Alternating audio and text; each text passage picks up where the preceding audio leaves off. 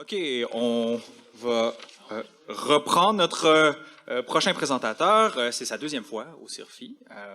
On a été très heureux de l'avoir la première fois et on est tout aussi heureux de l'avoir aujourd'hui. C'est David Hébert du Collège Hansik. David enseigne au Collège Hansik depuis 2012. Il a fait sa maîtrise à l'Université de Montréal sur Kierkegaard et sur son doctorat sur Deleuze à l'UQAM. Il a aussi publié un roman aux éditions Sémaphore, Le récital des décadents, et il a contribué à un ouvrage collectif sur Deleuze, publié en 2018. Et il s'intéresse à l'esthétique, la métaphysique, l'empirisme et la philosophie de l'existence. Aujourd'hui, il va nous parler d'Hannah Arendt, le titre de sa présentation, de la solitude existentielle à l'engagement public, la pensée vivante selon Arendt. Donc, accueillons David.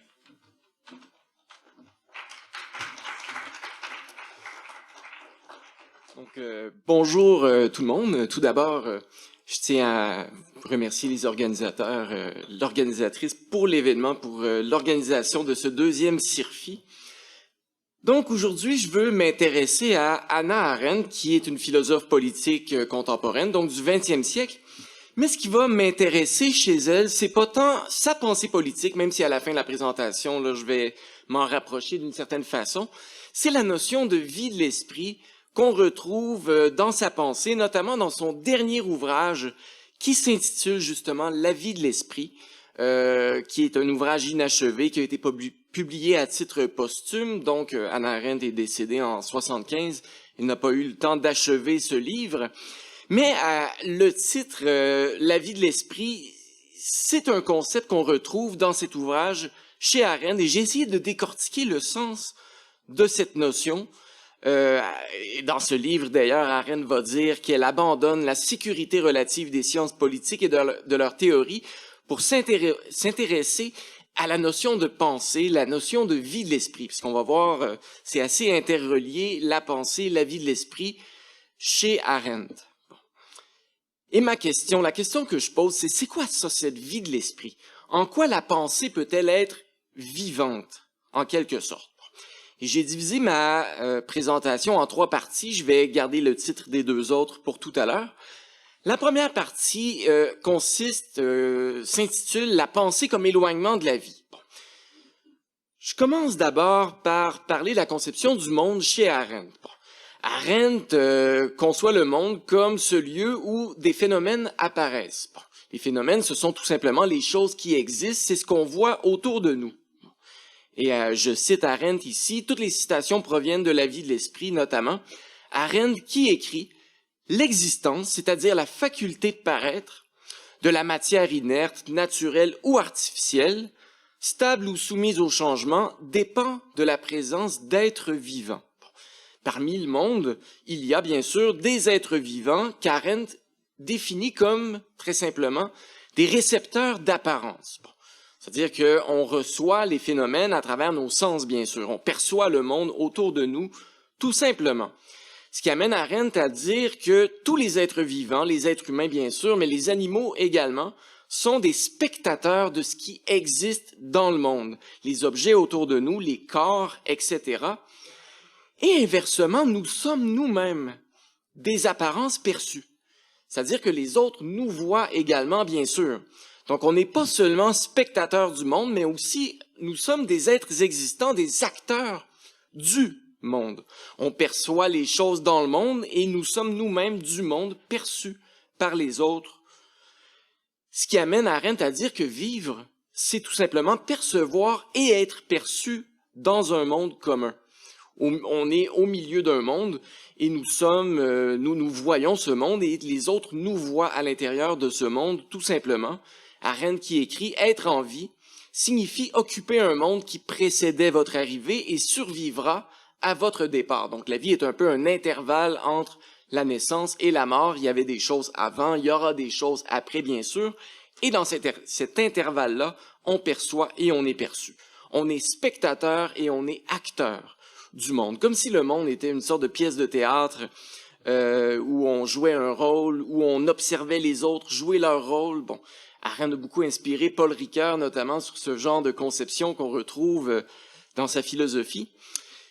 Donc, la vie, un intervalle entre l'apparition, la naissance, la disparition, la mort, c'est ce que je disais à l'instant.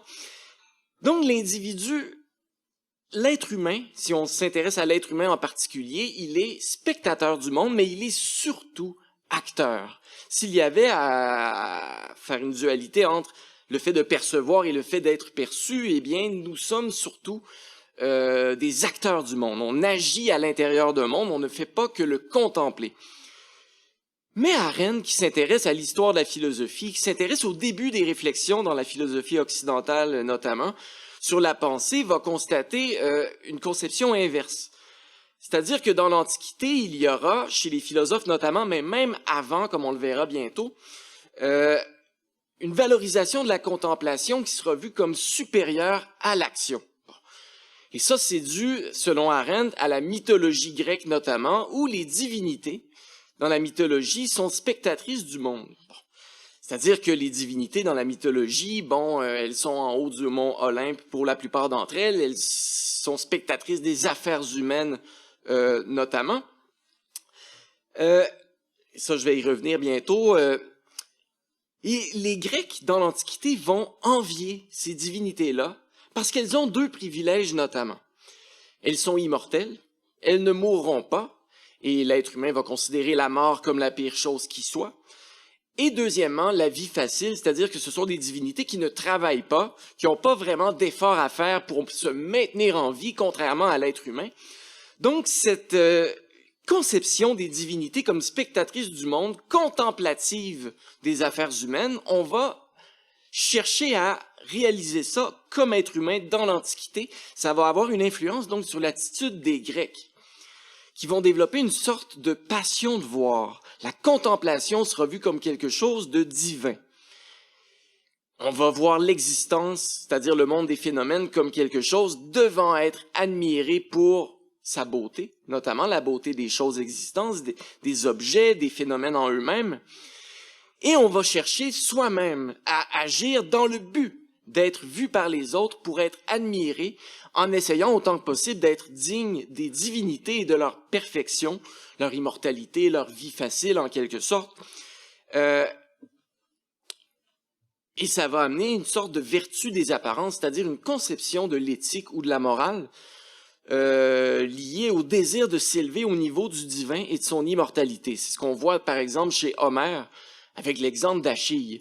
Achille qui préfère une vie courte à une vie longue parce qu'il veut passer à l'histoire. Donc, ce sera le moyen d'atteindre l'immortalité divine, laisser des traces dans l'histoire en essayant d'agir de manière à être vu par les autres, ou être vu comme fort, courageux, etc. Bon, Arendt va dire que c'est une vertu des apparences qui sera développée à travers tout ça. Et cette attitude, cette conception de la contemplation comme étant supérieure à l'action va avoir une influence sur le début de la philosophie occidentale, chez les présocratiques notamment, mais ça va se prolonger chez Platon, chez Aristote et chez bien d'autres philosophes, même des philosophes modernes comme Descartes par exemple.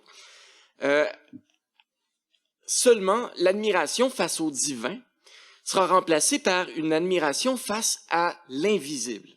Et Arendt, lorsqu'elle parle d'admiration face à l'invisible chez les présocratiques, elle pense par exemple au cosmos chez les pythagoriciens, c'est-à-dire l'ordre de la nature, le fait que la nature, c'est pas un chaos de matière là instable et tout ça, mais il y a un ordre, il y a une harmonie là-dedans.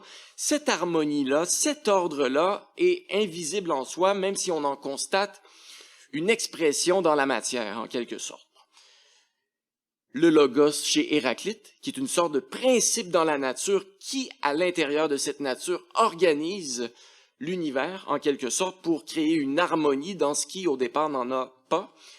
Donc, une admiration face à un tel principe invisible chez Héraclite, selon Arendt, c'est une forme d'expression de la contemplation. Et tout ça va atteindre son apogée chez Parménide, nous dit Arendt, avec le concept de l'être. L'être qui est la logique, qui est la rationalité pure, quelque chose de tout à fait invisible, encore une fois, l'éternité, l'unité, primordiale. Arendt qui écrit, apparemment le mot le plus vide et le plus général le plus dépourvu de signification de notre vocabulaire. Elle parle du mot « être », bien sûr. Ça donne un peu le ton de ce qu'elle pense de ce genre d'attitude, la pensée contemplative comme étant supérieure à l'action. Donc, on voit qu'Arendt ne va pas aller de son côté dans cette voie-là. Du côté de l'immortalité, qu'on admirait chez les divinités, chez les philosophes, ce sera substitué tout ça par l'éternité. Parce qu'on va voir l'éternité comme étant plus parfaite que l'immortalité, parce que l'immortalité, c'est dans le temps. Les divinités dans la mythologie ont une naissance. Zeus, il est né, il a été enfant, il a grandi, par exemple. Elles sont immortelles par la suite, même s'il y a des exemples de divinités qui meurent, comme les titans, par exemple. Bon. Et chez l'être humain, ça se traduit par la nécessité de laisser des traces dans l'histoire. Bon. Alors que l'éternité se situe en dehors du temps. Il n'y a pas de passé, de présent, de futur, mais l'éternité, c'est comme si c'était au-delà de cette ligne du temps, de la ligne temporelle qu'on imagine souvent. Et cette éternité-là serait accessible à tout instant par la pensée, selon les philosophes présocratiques. Parménide en est un excellent exemple. L'être, on l'atteint lorsqu'on réfléchit logiquement, par exemple. Et Arendt qui écrit ici, « Le gros avantage de la jeune discipline, la philosophie présocratique, était que l'homme, pour gagner sa part d'immortalité, n'avait plus à s'en remettre aux fortunes incertaines de la postérité, pour prendre le chemin de la nouvelle immortalité qui sera l'éternité. Il fallait élire domicile parmi les choses qui existent à jamais. Et la faculté récente qui rendait cela possible s'appelait nous, en grec ancien, c'est-à-dire l'esprit. L'intelligence qu'on pourrait dire peut-être. Une question que Arendt soulève, et je donnerai pas tout de suite sa réponse à elle, c'est qu'est-ce qui nous fait penser? Qu'est-ce qui nous motive à réfléchir, à penser? Et Arendt dit que chez les Grecs, la réponse serait celle-ci, le désir d'atteindre l'éternité divine par l'esprit. Arendt va aussi, et là j'en parle un peu rapidement, mais elle l'aborde, donc c'est intéressant de le soulever, s'intéresser aux philosophes de l'Antiquité romain. Bon. Chez les Romains, la pensée, qu'est-ce qui nous fait penser? Ce serait plutôt le fait d'échapper au monde, un moyen d'échapper à un monde insupportable. La Rome antique, là, c'était la fin de la République à une certaine époque. L'Empire est arrivé, il y a eu une décadence de Rome au fil des siècles. Donc, les philosophes vont se détacher de la vie politique, du monde, de la société pour se tourner vers une conception de la philosophie et de la pensée comme étant un moyen de fuir, un moyen de se distancer du monde. C'est ce qu'on retrouve par exemple chez un philosophe comme Cicéron, qui voit la philosophie comme la médecine de l'âme. Chez un philosophe comme Épictète, qui va dire que la pensée sert à faire du monde une simple impression, comme si le monde était un tableau dont on ne ferait pas partie soi-même, autrement dit. Et chez Boès, vers la fin de l'Antiquité romaine, bon, la pensée serait un instrument de négation, nier la réalité, nier l'existence du mal, par exemple. Bon. Et là, Arendt se pose la question, cette conception classique de la pensée implique un détachement de l'existence du monde et des êtres vivants.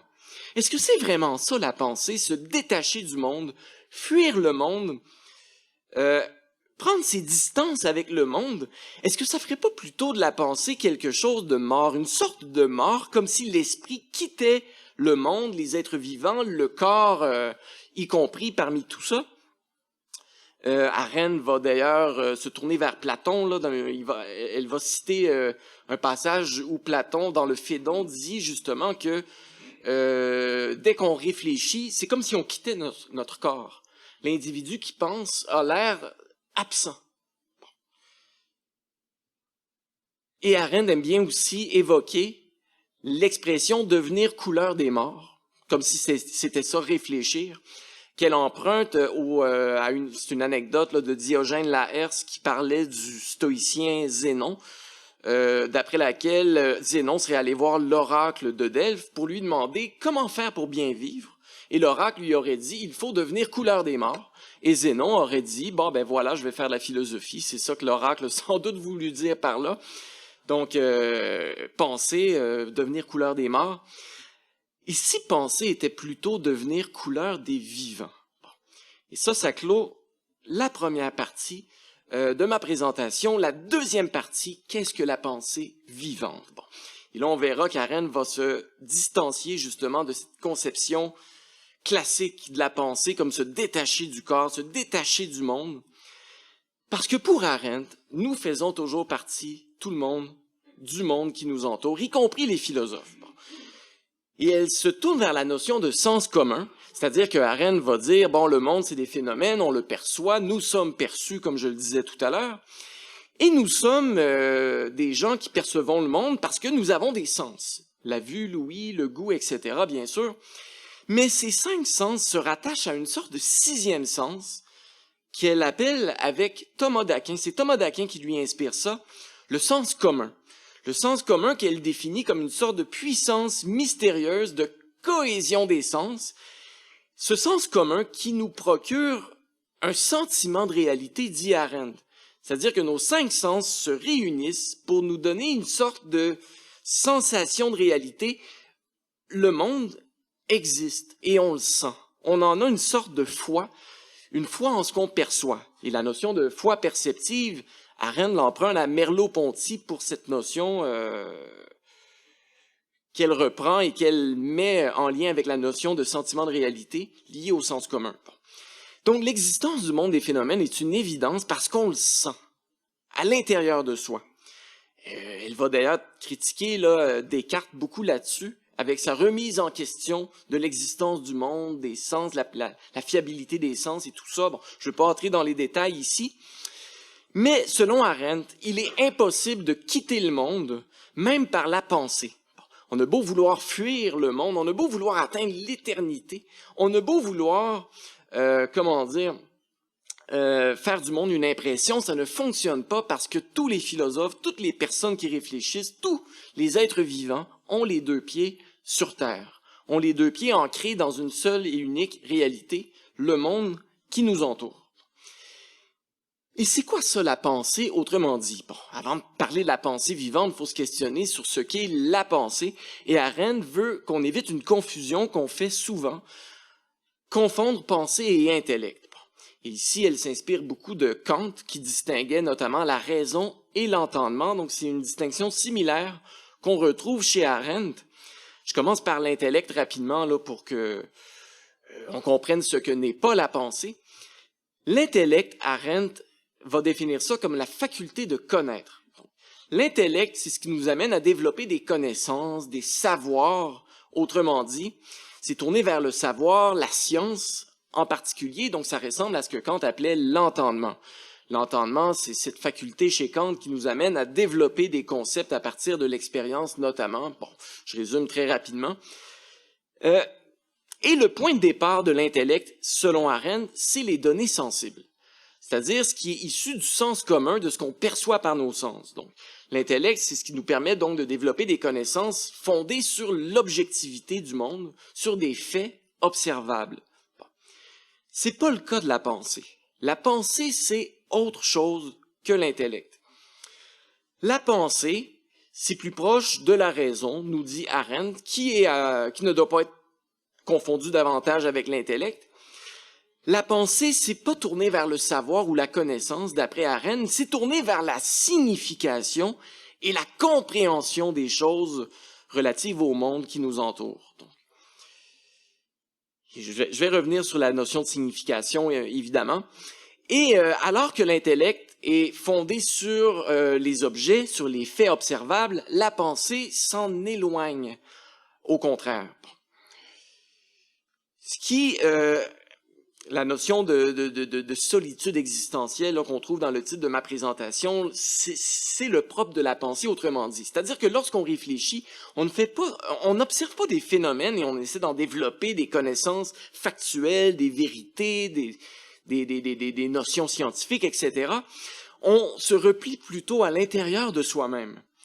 Même si on ne cesse jamais d'exister pour autant, autrement dit. Donc, il y a une sorte de repli sur soi, mais qui doit toujours être temporaire. Et ça, c'est ce que les philosophes de l'Antiquité, dont j'ai parlé tout à l'heure, n'ont pas compris d'après Arendt. On a voulu fuir le monde, alors que la pensée, c'est peut-être un repli sur soi temporaire, une prise de distance avec le monde temporaire, mais afin plus tard de mieux interagir dans le monde, autrement dit. Je vais revenir sur ça tout à l'heure. Mais Arendt va dire qu'on a rarement tendance à encourager la pensée dans le monde qui nous entoure, dans la vie de tous les jours, parce que la pensée étant liée à une quête de signification a souvent l'air inutile. Contrairement à la science, contrairement à la connaissance, contrairement au savoir qui sont liés au sens commun tout d'abord, qui permettent des développements techniques, qui permettent des inventions scientifiques, pourquoi pas, une compréhension des phénomènes naturels et des lois mécaniques de la nature, bon, mécanique, là, et dynamique ou autre, bon. Alors que la pensée, dans une quête de compréhension des choses, dans une quête de signification des choses, qui cherche le sens de ce qui nous entoure, les affaires humaines, la politique, la société, la morale, la liberté, ce genre de thèmes, elle se questionne, mais n'a que peu de réponses. Peu de réponses stables, figées, qui seraient définitives, voire aucune. Donc, la pensée est un effort continu tout au long de notre vie, tout au fil des générations. La pensée est toujours à recommencer. C'est une activité sans fin qui ne finit jamais et ça donne très peu de résultats et ça a l'air inutile en raison de ça. La pensée semble inutile aux affaires humaines, alors que l'intellect semble beaucoup plus utile par les développements techniques, ne serait-ce que par ça. Ça fournit des savoirs, des inventions techniques, alors que la pensée fournit très peu de choses. Bon. Mais pourtant, selon Arendt, la pensée, c'est peut-être la base d'une civilisation, c'est peut-être la base du sens, de la signification qu'on donne aux choses. Les œuvres d'art notamment, pourquoi pas les œuvres tout court. Et Arendt répond à la question que j'avais posée tout à l'heure, qu'est-ce qui nous fait penser? Chez les Grecs, le désir d'atteindre l'éternité, chez les Romains, le désir de fuir le monde insupportable, douloureux. Arendt répond plutôt le besoin de raison, le besoin de penser, le besoin de donner un sens aux choses, le besoin de comprendre les choses. C'est un besoin qui, selon Arendt, est fondamental chez tous les êtres humains. C'est une sorte d'élan interne qui pousse l'esprit à s'actualiser à travers la spéculation, et ça se fait sous la forme de la production dans l'esprit d'objets qui rendent possible la transcendance, c'est-à-dire le fait de sortir de la simple nature, des simples faits objectifs, de la simple matière, des simples phénomènes qu'on observe, pour tendre justement vers des objets qu'Arendt appelle les objets de la pensée, les idées par exemple, les concepts, les théories, les catégories, les représentations de toutes sortes, des représentations abstraites, les abstractions, représentations formelles, des schémas, etc. Des choses qui donnent du sens au monde qui nous entoure, des objets de la pensée. La pensée, comment dire, ce qu'Arendt appelle transcendance, c'est une sortie des simples objets sensibles qu'on voit autour de nous, les chaises, nos corps, etc., pour tendre vers ces objets abstraits, invisibles, autrement dit. Et la transcendance qui en découle, c'est un premier sens de ce que Arendt appelle la vie de l'esprit. La vie de l'esprit, c'est lorsque dans nos pensées, on se tourne vers des idées, des catégories, des concepts, des abstractions, et qu'on prend une certaine distance avec justement les simples faits sensibles qu'on voit autour de nous, c'est-à-dire les corps, les objets, etc. Arendt qui écrit « La raison, aptitude humaine à la spéculation, transcende nécessairement les facultés de connaissance de l'intellect. On ne peut connaître que ce qui paraît et est sur le mode du « il me semble » proposé à l'expérience. Mais les pensées existent elles aussi, et certains objets de pensée que Kant appelle idées, bien qu'échappant à l'expérience et par conséquent inconnaissables, sont bien pour nous, au sens pressant où la raison ne peut s'empêcher de les penser, et où elles présentent le plus haut intérêt pour l'homme et la vie de l'esprit. Bon. Chez Kant, Arendt dit que ce genre de pensée, ce genre d'objets de la pensée sont de l'ordre de la liberté, de l'âme et de Dieu. Arendt semble plutôt athée de son côté, donc elle va plutôt tourner ce genre d'objet de la pensée vers des notions comme la justice, la politique, etc. Bon. Et tout ça est le résultat. Les objets de la pensée, leur production, c'est le résultat de ce que Arendt appelle un processus de désensorialisation, qui est le fruit du travail de l'imagination, qui se déroule en 2 étapes. On vit dans un monde, on observe des phénomènes, et au cours de notre vécu, lorsqu'on cherche du sens aux choses, lorsqu'on cherche à comprendre les choses, il y a dans notre pensée une création d'images qui reste au fond de notre mémoire à partir des objets perçus. Mais il y a un détachement qui s'en produit à partir d'inventions d'objets de la pensée depuis les images qui ont été mémorisées. C'est là qu'il y a de la création d'idées, création de catégories, de théories, etc., de notions. Et il y a un passage de la présence des choses sensibles, les objets sensibles, à la représentation, les objets invisibles de la pensée, nous dit Arendt. Et c'est là que on va vers la transcendance, vers la vie de l'esprit en tant que tel, qui s'exprime de toutes sortes de façons. Arendt parle du souvenir notamment, le n'est plus. L'histoire est un exemple de transcendance, par exemple, où l'une de nos facultés, celle du jugement, peut s'exercer, c'est-à-dire qu'on peut toujours juger le passé, on peut toujours chercher à le comprendre, le juger, l'évaluer. Même chose pour le futur, l'anticipation, le n'est pas encore, qui est toujours une forme de transcendance. Le futur, c'est pas des objets sentis. On ne voit pas le futur de toute façon, donc on s'y projette à travers justement des projets. Et par cet élan, qui est la volonté que nous avons, tout le monde, également. Et ça m'amène à la 3e partie, maintenant, de ma présentation, qui va tendre de plus en plus vers un aspect plus social, politique. Donc le langage, la pluralité et le dialogue. Depuis la solitude existentielle, c'est-à-dire la pensée, la vie de l'esprit en tant que tel, le repli sur soi qui doit toujours être temporaire selon Arendt, je le rappelle, les philosophes ont tendance à... On voit que chez Arendt, là, la pensée n'est pas faite que pour contempler, mais pour préparer l'action, pour préparer la vie active de tout le monde. Eh bien, depuis cette solitude existentielle, il est important de s'ouvrir par la suite au monde qui nous entoure, à travers notamment le dialogue et l'action. Arendt parle souvent du dialogue ou de la parole et de l'action, le fait de communiquer avec les autres, à travers des rapports humains. Et cette extériorisation de l'esprit se fait notamment à travers le langage, bon bien sûr, Arendt en parle un petit peu et je la cite ici. L'activité mentale est conçue en mots avant même d'être communiquée, mais le discours est fait pour être entendu. Et les mots pour être compris par d'autres qui sont eux aussi doués de la parole, tout comme une créature qui possède la vision est destinée à voir et à être vue. La pensée ne se conçoit pas en dehors du langage. Donc, la pensée n'est pas faite pour rester à l'intérieur de l'esprit d'un philosophe qui contemple le monde pour atteindre une éternité ou pour, fuir le monde parce qu'il serait insupportable. C'est fait plutôt pour qu'on s'arrête un certain temps pour bien réfléchir, juger, évaluer les choses et ensuite pour qu'on puisse exprimer tout ça dans des rapports humains à travers le dialogue notamment, mais aussi l'action, dit Arendt. Bon. Et elle dit notamment que l'esprit se présente sous la forme d'une sorte de simulation. Bon, qu'est-ce qu'elle veut dire par là?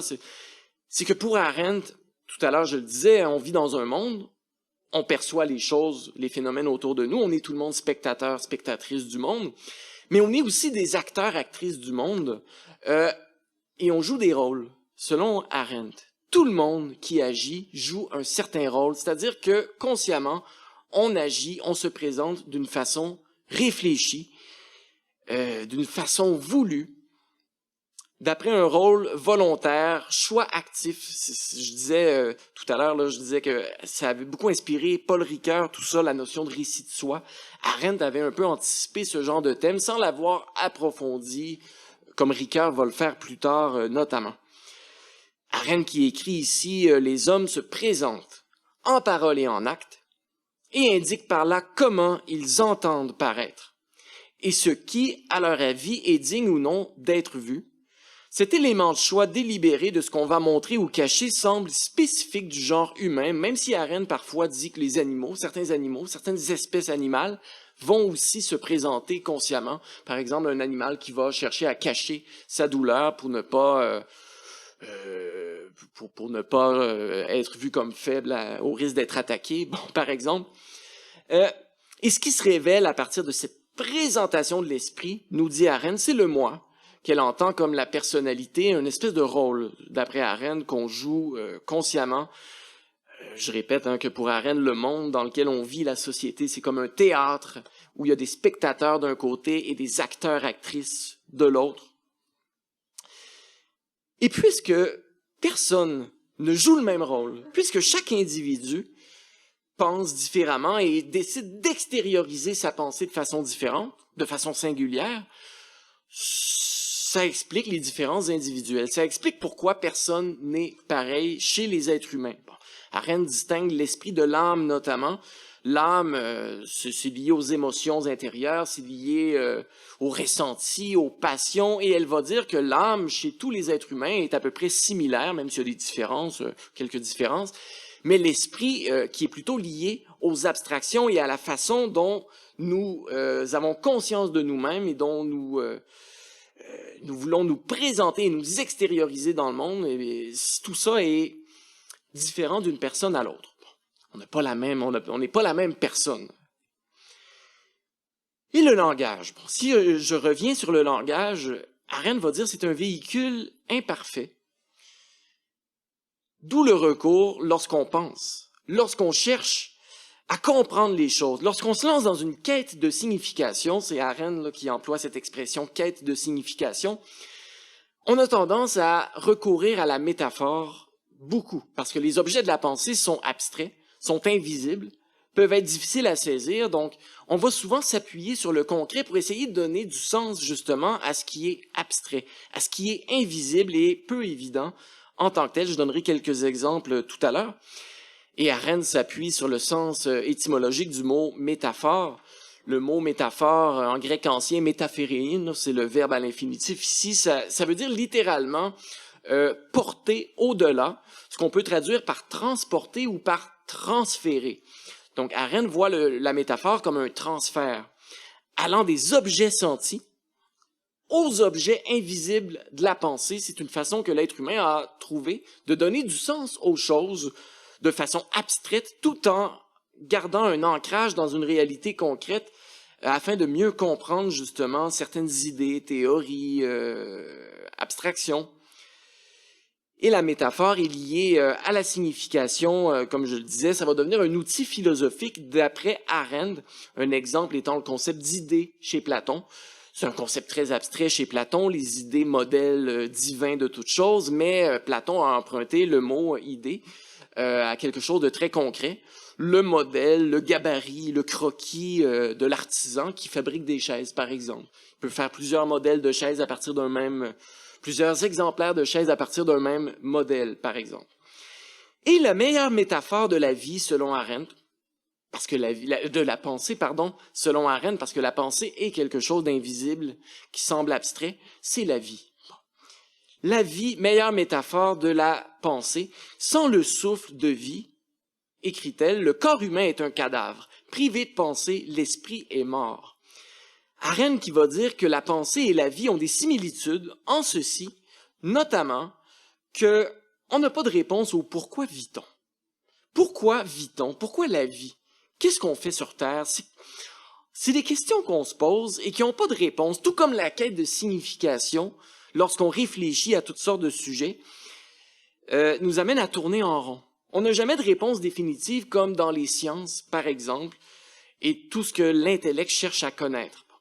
La pensée donne à la vie un sens, une signification, c'est une quête inachevée et sans réponse, et cette quête perpétuelle de signification, sans jamais qu'il y ait de réponse, c'est le deuxième sens de la vie de l'esprit. Le premier sens, c'était la transcendance vers les objets de la pensée. Le deuxième sens, c'est une quête sans fin de signification. Et le point de départ de tout ça, de la vie de l'esprit, c'est la solitude que j'ai anticipée tout à l'heure. Parce que c'est dans la solitude, c'est lorsqu'on se replie sur soi, lorsqu'on se replie dans sa pensée, qu'on réfléchit et qu'on voit naître une première forme de dialogue humain, une première forme de rapport humain, le dialogue de soi avec soi-même. L'esprit face à sa conscience, nous dit Arendt. ce qu'elle appelle le 2 en 1. Elle va dire que Socrate l'a découvert. Socrate qui disait « il ne faut jamais se contredire soi-même », comme si on était deux à l'intérieur de soi finalement. On pense, on se pose des questions, on cherche à y répondre soi-même. Donc c'est le début des rapports humains d'après Arendt. C'est le début d'un dialogue, sous la forme d'un dialogue intérieur ici, bien sûr. Dans l'unité de l'esprit, le moi, une différence se glisse, la conscience qu'elle distingue de l'esprit, donc le moi pensant, nous dit Arendt, de sorte que dialoguer, lorsqu'on réfléchit dans sa solitude, c'est se questionner intérieurement, c'est chercher à comprendre toutes sortes de choses dans l'histoire, dans la politique, le tout amicalement, sans se contredire soi-même. J'ai fait référence avec Socrate à l'instant. Donc, cette première forme de rapport humain, le moi avec moi-même, l'esprit avec la conscience, à l'intérieur de soi, dans sa pensée, c'est le début de la pluralité, début des rapports humains. C'est comme une sorte de pré-politique qu'on retrouve lorsqu'on réfléchit à l'intérieur de soi, d'après Arendt. La solitude étant l'état existentiel où l'esprit dialogue avec la conscience de soi, solitude qu'Arendt distingue de l'essolement lorsqu'il n'y a aucun dialogue, ni entre un individu et un autre, ni d'un individu avec lui-même dans sa pensée, lorsqu'on ne pense pas, lorsqu'on ne réfléchit pas, nous dit Arendt. Arendt qui écrit « La pensée, existentiellement parlant, est une entreprise solitaire, mais pas esseulée. La solitude est la situation de l'homme qui se tient compagnie à lui-même. » Donc l'esseulement, c'est comme une sorte de mort de l'esprit, alors que la solitude, comme dialogue intérieur, serait un troisième sens de la vie de l'esprit. Être seul et avoir des rapports avec soi-même caractérise plus que tout la vie de l'esprit, écrit Arendt. La pluralité, c'est donc la condition existentielle de l'être humain et de sa vie, et ça commence à l'intérieur de soi, avant même les rapports humains dans la vie sociale et politique, d'après Arendt. Et ce qui commence dans la vie de l'esprit, ça commence dans la vie de l'esprit comme dialogue avec soi-même. Et Arendt qui dit la pensée, fondamentalement, c'est quelque chose d'apolitique, c'est quelque chose d'apatride, aime même dire parfois Arendt. Mais dès que la vie de l'esprit s'active, dès qu'on transcende les limites de la vie individuelle en réfléchissant au passé pour le juger et au futur pour faire des projets de volonté, la pensée cesse d'être une activité politiquement marginale. Et puis, Arendt déplore notamment l'absence de pensée dans le monde qui nous entoure, c'est-à-dire qu'elle croit que la plupart des gens réfléchissent trop peu. Pourquoi? Parce que par manque de temps, par manque d'envie certainement, mais la pensée est peu encouragée dans les affaires sociales, politiques, parce que pour que les choses avancent dans une société, il faut que les choses aillent vite. Et on se sert de codes, de protocoles, de règles de conduite pour que les choses soient vite, efficaces, pour que les choses se réalisent rapidement, alors que la pensée, c'est quelque chose de lent, c'est quelque chose d'incertain, il n'y a jamais de réponse dans la quête de signification des choses notamment. Et c'est dangereux, cette absence de pensée pour Arendt, parce que ça peut empêcher de réfléchir à des questions comme le bien, comme le mal, même si ce sont des questions qui n'ont pas de réponse. Ce ne sont pas des sciences, tout ça, mais c'est toujours une affaire, ce ne sont pas des savoirs intellectuels, mais c'est toujours l'affaire d'une quête de signification sans fin. Ce que Socrate avait compris en n'ayant jamais voulu définir le bien, ou le mal, ou la justice, ou autre notion morale. Et très rapidement, je conclus que la vie de l'esprit, cette solitude existentielle propre à la pensée, c'est la transcendance vers les objets de la pensée, idées, catégories, théories, la quête sans fin de signification, où on n'a jamais de réponse à nos questions, et le dialogue entre l'esprit et la conscience, à l'intérieur de soi-même, avant que ça puisse s'extérioriser dans les rapports humains, d'un point de vue social et politique. La pensée, ce n'est pas fuir le monde, ce n'est pas fuir la vie, comme on l'a souvent dans la philosophie classique considérée, pas tout le monde évidemment en philosophie, mais plusieurs. C'est un repli sur soi qui doit être temporaire en vue d'un retour vers le monde et vers la vie, au nom d'un engagement public, d'une participation au monde qui nous entoure en tant qu'acteurs, actrices du monde. La vie de l'esprit est faite pour être extériorisée, nous dit Arendt, à travers le jugement pour le passé, l'histoire, la volonté pour les projets futurs, le dialogue intérieur d'abord pour entretenir un meilleur dialogue extérieur avec les autres, évidemment, dans la vie de tous les jours.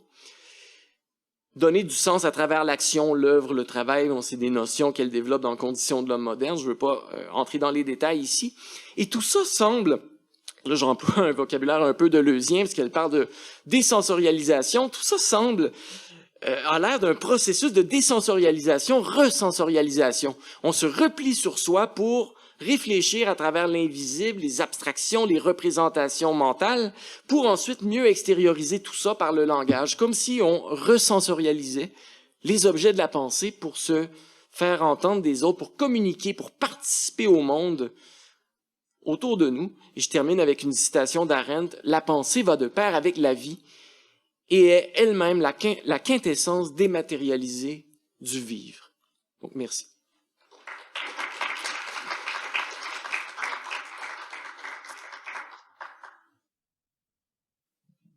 Levez votre main, oui. Merci pour la présentation, c'était bien intéressant.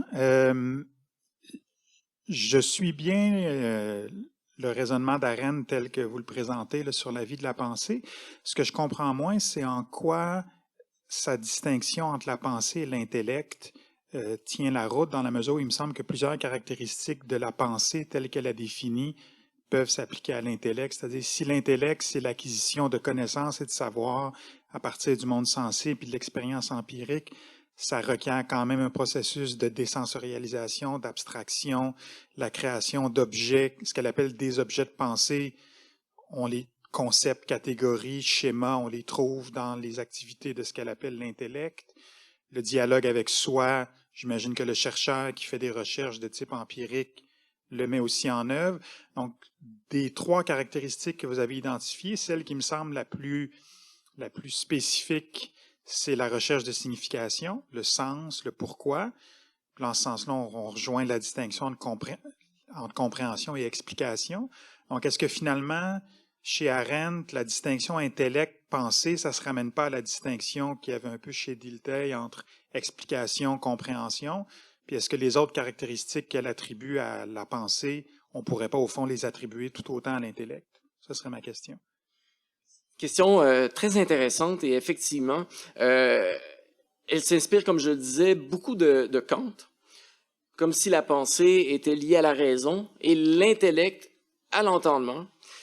Est-ce qu'il n'y aurait pas un mélange possible entre les deux finalement? Est-ce que la distinction est trop nette? Peut-être. Peut-être que c'est quelque chose qu'on pourrait critiquer, parce qu'effectivement, les objets de la pensée, pour exister, pour être produits, pour être créés, doivent quand même se fonder sur des objets sensibles. Et Arendt parle justement de la métaphore comme étant un moyen d'exprimer des idées abstraites à partir d'objets concrets. Bon. Ça indique déjà que la pensée a peut-être, elle aussi, besoin de s'appuyer sur des faits à la base, ne serait-ce au moins que pour inventer des choses. Bon. Sans compter que l'intellect s'intéresse à, selon Arendt, c'est la préoccupation de l'intellect, c'est le savoir, c'est la connaissance, mais tout ça a besoin d'idées. Tout ça, sans doute, a besoin de théorie aussi, a besoin de notions, de paradigmes, etc. Donc,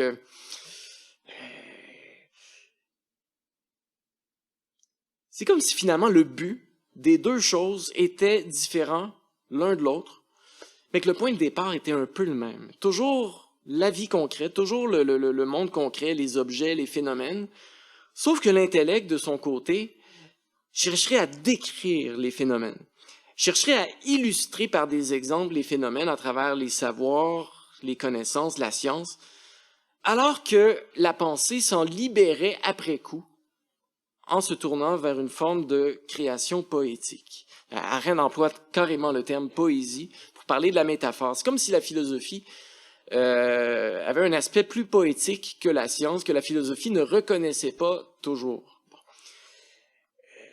En ce sens, le mot transcendance pourrait être compris ainsi. On sort des simples faits parce que à partir, de la raison, on est capable d'inventer des choses. Et ces inventions-là, ce résultat-là, lui, à son tour, serait détaché peut-être du concret, en quelque sorte. Donc, finalement, la pensée, peut-être qu'elle s'appuie sur le concret autant que l'intellect, même si Arendt dit que la pensée est détachée Peut-être qu'elle est détachée finalement du concret à partir d'un certain niveau, dans ce que j'appelais justement le processus de désensorialisation, resensorialisation. Mais la question est ouverte aussi. Hein. Je réfléchis en même temps que je réponds, mais la question est très intéressante. Hein.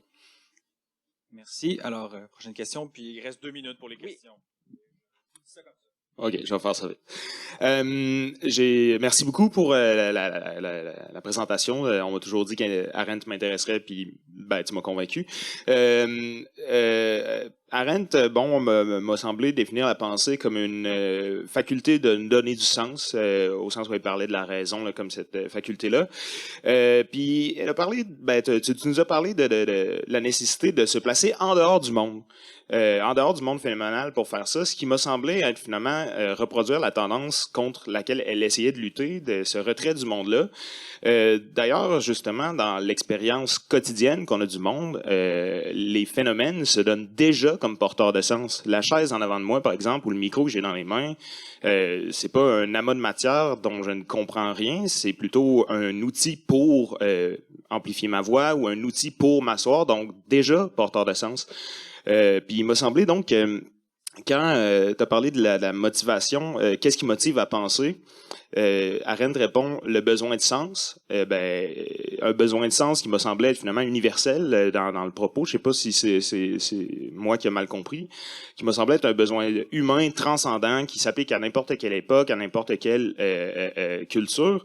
Alors que j'ai plutôt l'impression que peut-être que c'est dans un monde justement où ben le sens a disparu avec la démystification, pas la démystification, mais désenchantement. Ouais, merci. Le désenchantement du monde par la science, où justement, ben oui, les phénomènes sont porteurs de sens, mais sous la modalité du défaut de sens. Ben oui, la chaise m'apparaît avec un sens, mais à quoi ça sert? Donc j'ai l'impression, je me demande, est-ce que justement Arendt accepte que cette motivation-là à penser est finalement situationnelle, dépend d'une époque dans un contexte culturel, ou est-ce qu'on en fait un besoin humain universel transcendant? Je crois qu'elle en fait un besoin universel chez les êtres humains, mais qui peut s'exprimer de différentes façons selon les événements, selon les situations. Et pour Arendt, ça, c'est une impression que j'ai, parce que l'une de ses sources d'inspiration, parmi tant d'autres, c'est Camus. C'est que j'ai l'impression qu'elle considère le monde fondamentalement comme dénué de sens. Le monde serait probablement absurde à la base, ce qui ne veut pas dire qu'il n'y a pas une organisation à l'intérieur de ça. Elle se tourne quand même vers la notion d'intentionnalité chez Husserl pour essayer de comprendre les rapports entre la subjectivité et l'objectivité dans les phénomènes, l'apparition des phénomènes notamment. Donc, il y a sans doute une sorte d'organisation là-dedans. Mais à la base, il semble pour Arendt que tout ça est absurde et que c'est nous, les êtres humains, qui, dans une quête de sens, finissons peut-être par inventer le sens des choses. La signification, qui donnons une signification aux choses de façon métaphorique peut-être, poétique, à travers le dialogue justement, à travers les abstractions, les concepts, les théories, la pensée, autrement dit. Donc, je ne sais pas si ça répond à l'ensemble de la question, s'il y a un bout que j'oublie. Parfait, super.